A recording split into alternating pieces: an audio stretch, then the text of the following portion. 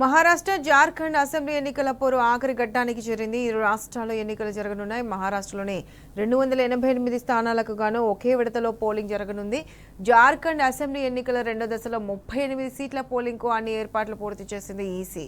మరాఠా నాట 288 స్థానాలకు గాను 4136 మంది అభ్యర్థులు పోటీ చేస్తున్నారు. వీరిలో 2000కు పైగా స్వతంత్ర అభ్యర్థులు ఉన్నారు. మహారాష్ట్రలో మొత్తం 9.5 కోట్లకు పైగా ఓటర్లు ఉండగా 1,186 పోలింగ్ బూతులను ఏర్పాటు చేసింది ఈసీ. దాదాపు 6 లక్షల ప్రభుత్వ ఉద్యోగులు ఎన్నికల విధుల్లో పాల్గొంటున్నారు.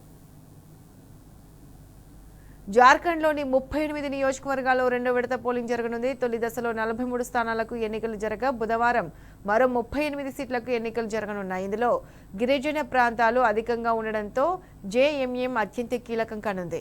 ఇక్కడ ఫలితాలే వచ్చే 5 ఏళ్లలో రాష్ట్రాన్ని ఎవరు పాలించేది తేల్చనున్నాయి. ఇక ఈ విడతలో 522 మంది అభ్యర్థులు పోటీ పడుతున్నారు. పోలింగ్కు కేంద్ర ఎన్నికల సంఘం ఏర్పాట్లు పూర్తి చేసింది. మావోయిస్టు ప్రభావిత ప్రాంతాల్లో భారీగా బలగాలను మోహరించింది.